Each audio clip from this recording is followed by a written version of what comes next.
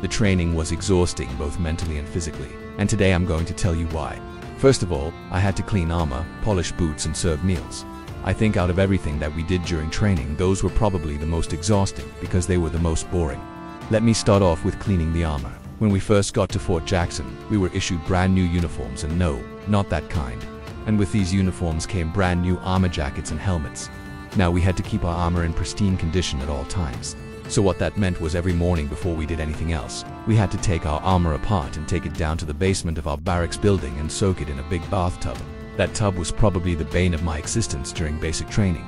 We would saturate these armor plates in water, and then we would take them back up to our rooms and put them on drying racks. And this was probably the worst part, because while our armor was drying, we had to sit there and stare at it for hours on end. This took forever, and we couldn't do anything else until our armor was completely dry. If any of you have ever stared at a drying rack for hours on end, you know exactly how excruciating this is. It felt like the armor was purposely trying to slow dry just so that we could be miserable. We tried everything to speed up the process. At first, we would rotate the armor pieces to try to catch a different angle of the fan. Then we started talking to the drill sergeants about maybe letting us use our fans in the barracks. Finally, one particularly wet and rainy week, we convinced the drill sergeants to let us take the armor to our rooms and dry it in our dryers. This was a huge morale boost, because now we could do something else while our armor dried instead of sitting there staring at it. Next, we had to polish our boots. Now, my job in the army was being a motor transport operator, which meant that I didn't have to wear dress uniform very often. And if you don't know what dress uniform is, it's basically the fancy uniform that you see officers and NCOs wearing. Part of the dress uniform for enlisted soldiers is polished black boots. Now, I've never been much of a boot polisher. I don't know why. I just never really liked doing it. But boy, did my drill sergeants let me know that my boots were always done wrong. To make matters worse, they would always single me out in formation and make me polish my boots while everyone stared at me. Needless to say, I got pretty good at boot polishing during basic training. Finally, we had to serve meals. Now, I wasn't a cook during basic training, so I didn't have to do this every day. But when I was assigned to cook, I was responsible for serving meals in the dining facility. The dining facility, or the DFAC, is basically the place where everyone goes to eat. During basic training, our days were jam-packed full of activities. And when we got to the dining facility, we only had 30 minutes to eat our entire meal. That isn't a lot of time, especially when you consider that half of the people in the room are training and the other half are trying to eat as fast as they can. The drill sergeants always stationed a couple of us at the serving line to hand out food trays. It was our job to make sure that everyone got their food and that they got it quickly. I remember doing this so many times and thinking to myself, I'm going to be an expert at this by the end of training. It was definitely one of the more exhausting parts of basic training. Between serving trays, stacking trays, getting more food, throwing away trash, cleaning tables, and making sure everyone had everything they needed, there was never a dull moment in the dining facility. All in all, basic training was definitely an experience that will stay with me for the rest of my life. And although there were some amazing parts, there were definitely some not so amazing parts. We've said it before and we'll say it again. If you want to know what horrible things humans are capable of, just look at history. Today we re-headed to the Levant in 1189 to see how the Crusaders laid siege to the city of Acre. This is the Siege of Acre. After a decade of preparations, Christian Europe's Third Crusade was in full swing, and after some early Muslim victories, the Crusaders had finally reached the important port city of Acre in the Kingdom of Jerusalem. After failing to take the city in a surprise attack, the Crusaders under the control of King Richard the Lionheart set up camp outside its walls and began the long process of encircling it. But the Crusaders weren't the only ones looking to take advantage of the chaos. When word got out that Richard had come to conquer the Holy Land, every petty prince and merchant with an interest in getting their hands on some of that sweet, sweet Jerusalem gold showed up with an army. Soon, there were so many Christian princes around that they needed to hold a meeting to decide who was in charge. They decided to make Richard the overall commander. But the other princes chafed under his leadership and spent most of their time arguing amongst themselves. And if that wasn't enough, Richard had to deal with internal strife as well.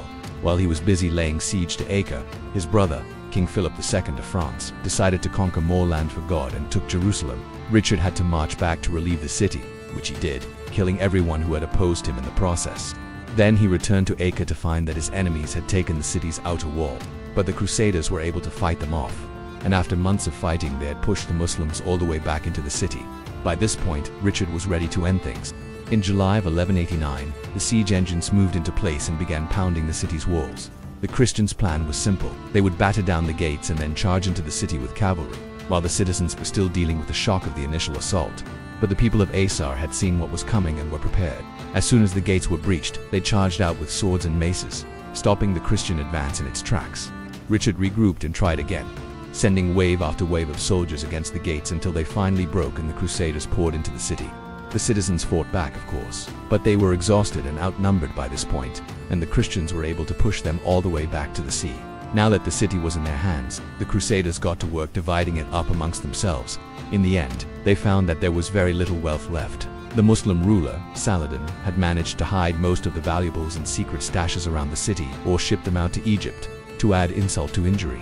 While sacking the city, the Crusaders found that the citizens had booby-trapped many of the buildings and streets with caltrops, spikes, pits, and even poisoned wells. Despite the lack of treasure, the Crusaders didn't leave empty-handed. Along with slaves and prisoners, they stole everything from weapons and armor to household items and books, and the massacre began.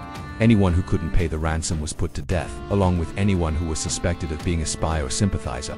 Prisoners were burned, drowned, hung, drawn, and quartered, beheaded, crucified, or simply stabbed in the street. Some sources claim that the Crusaders killed as many as 15,000 civilians during their 3-day rampage, and that's on top of the thousands who had already died from starvation and disease during the siege. Eventually, Richard grew tired of the bloodshed and called a halt to the slaughter, though it's not clear whether he was just bored with Acre or genuinely concerned about losing more men. He withdrew his troops from the city and established a hospital to care for the sick and dying, but the damage was done. Everything the Crusaders had hoped to gain in Acre they lost in the siege. Richard never did manage to capture Jerusalem, and he died believing that God had cursed him. While the sack of Acre was brutal, it's not the worst thing the Crusaders did during the Third Crusade. If you want to hear about how they massacred unarmed Muslims at the Temple Mount, in 1354, an Italian merchant discovered a piece of cloth while cleaning out his late father's effects. He took it to the local bishop and said, "Look what I found in my dad's things. This is probably the burial cloth of Jesus Christ so far." So crazy, but that was just the start, because when the bishop showed the cloth to some important clergymen, they supposedly all had the same exact reaction. They fell to their knees and started kissing it. That's because this piece of cloth was stamped with the image of Jesus Christ. And if it really was his burial cloth, that would be pretty damn cool. The problem was no one could agree on whether it actually was Jesus.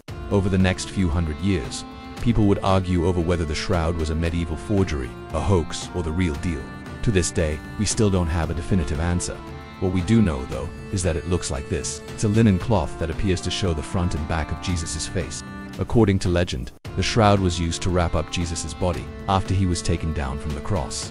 Now, for those of you who are feeling skeptical, you're not alone. There have been many scientific tests done on the shroud over the years, and none of them have reached a conclusion that it actually belonged to Jesus Christ. In fact, one test concluded that the image was painted onto the cloth using a very sophisticated technique known as the Judas swing. No big surprise there. But the mystery of the shroud refuses to go away. Part of that is because it's almost impossible to prove a negative. Like, how could we ever prove that it definitely didn't belong to Jesus? But part of it is also because the shroud is hidden away most of the time and only comes out for extremely rare viewings. In fact, it's only currently on display at the Royal Chapel of the Cathedral of Santiago de Compostela in Spain, but only until May 2024. So if you want to see it for yourself and decide whether it's SA fake or the real deal, you should probably book a trip to Spain pretty soon. But before you do, here's what you need to know about the shroud and its mysterious origins. We can't talk about the Shroud of Turin without first mentioning the man himself, Jesus Christ. Of course, the guy has been dead for more than 2,000 years, but according to Christian tradition, he will return one day to usher in the end of days, which means that it's extremely rude of us to question his existence. Just kidding, we can question his existence all we want, because scholars are still debating whether Jesus was a real historical figure or just a figment of people's imaginations. But let's assume that Jesus did exist for the sake of this story. What happened to him after he was crucified is also a matter of debate. As you probably know, Jesus was crucified by the Romans under the orders of Pontius Pilate. The Gospels say that after he died, his body was placed in a tomb, but that it was later resurrected. But what happened to that body once it was removed from the cross? Well, according to legend, it was wrapped in a piece of linen cloth, which would eventually become known as the Shroud of Turin. Unfortunately, the shroud wasn't discovered until 1354, almost 1,000 years after Jesus' death. At that point, it was living a very humble life inside a French monastery. It was used as a wrapping cloth for communion wafers, which are small pieces of bread that are distributed during religious services. Then one day, an Italian merchant named Pierre de Pise was given the cloth as part of his father's estate. When he took it to the local bishop, he thought that it was just an old piece of cloth with some strange markings on it. But when the bishop showed it to some other high-ranking church officials, they were overcome with emotion and started kissing the cloth. This may sound crazy, but remember, this is the Middle Ages we're talking about. Superstitions were widespread and people were desperate for a connection to Jesus. All the merchant knew was that the cloth came from his father, who was a chaplain to the royal court of France. And his father had told him stories about the shroud and its supposed connection to Jesus. Unfortunately for Pierre, he never got to find out if the shroud really was Jesus' burial cloth. It was confiscated by the church shortly after he donated it, and Pierre spent his remaining days fending off accusations that he tried to scam the church. For the next few hundred years, the shroud remained in France, bouncing around from one religious institution to another. Its popularity grew and waned over the decades, but for the most part it was treated with great reverence. Then in 1578, a fire broke out at the royal chapel where the shroud was being stored. Miraculously, the shroud survived unscathed, which many people saw as a sign of its holiness. In the aftermath of the fire, the chapel's caretaker decided to finally nail down the shroud's origin story. He collected written accounts of the shroud going all the way back to the 1st century AD. The problem was that these accounts weren't exactly reliable. One of them claimed that Joseph of Arimathea, a member of the Sanhedrin who asked for Jesus' body after he was crucified, ended up giving it to Mary Magdalene instead. And Mary Magdalene somehow managed to keep the shroud hidden for 600 years until it was rediscovered in 1354. Yeah, that doesn't make much sense. By the 19th century, the shroud had made its way to Italy. It was kept at the Cathedral of Turin and was only brought out for special occasions. By then, the general consensus among the church was that the shroud was probably the real deal, even though there was absolutely no proof. In 1898, the Vatican even declared that the shroud was worthy of belief, which is about as close as the church has ever come to endorsing it. But that hasn't stopped people from trying to prove it's fake. Over the years, plenty of scientists have stepped forward with theories about how the shroud might have been forged. One popular theory holds that it was created during the Middle Ages using a simple trick called the Judas swing. Basically, the image was painted onto the cloth using a template and then swung around in a circular motion to blur the lines. Another theory holds that the image was created using a photographic process that was invented by Joseph and Ibn. But this theory falls apart when you consider that Niepce didn't invent photography until 300 years after the shroud was allegedly created. The biggest blow to the shroud's authenticity came in 1988 when 3 different scientific tests were conducted. 2 of the tests concluded that the image on the shroud was unpainted on with pigments found in the Middle Ages. Instead, they contained chemicals that weren't invented until the 19th century. The 3rd test dated the shroud to the Middle Ages, which seems to corroborate the earlier claim that it was created using modern chemicals, but that still leaves open the possibility that it was created sometime in the past 1,000 years. So is the shroud a fake?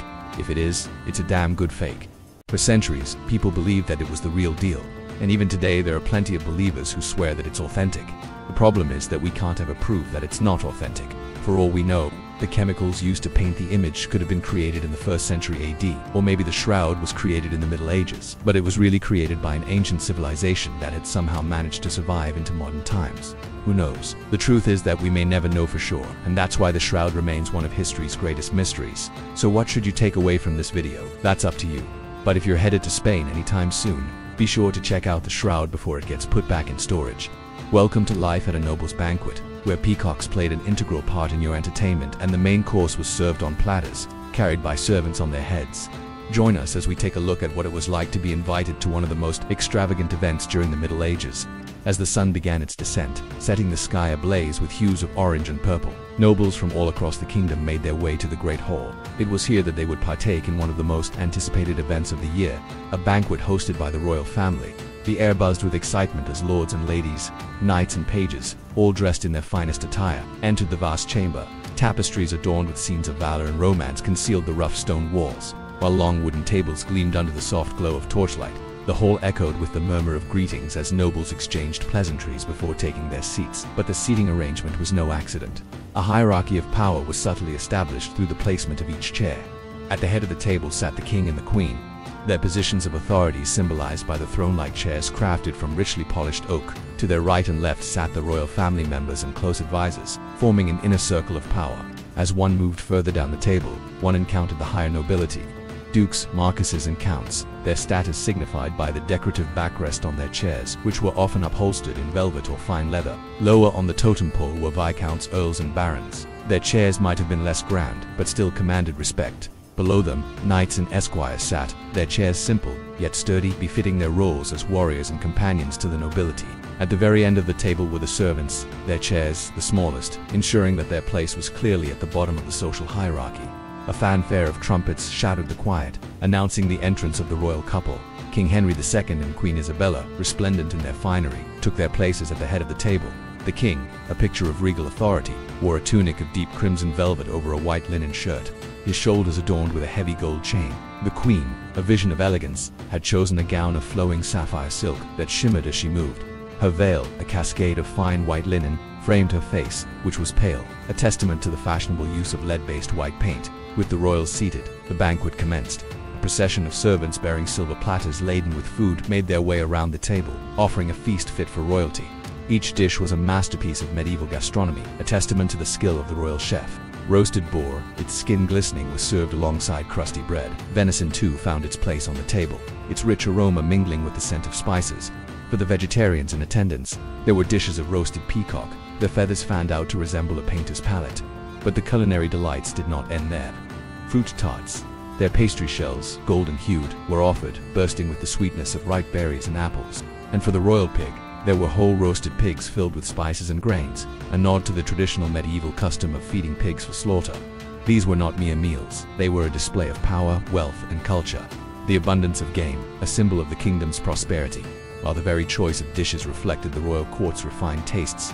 And as the feasting continued, the mood in the hall shifted from one of polite conversation to boisterous merriment. Lords and ladies, emboldened by the generous servings of wine, began to sing and dance, filling the great hall with the sounds of revelry.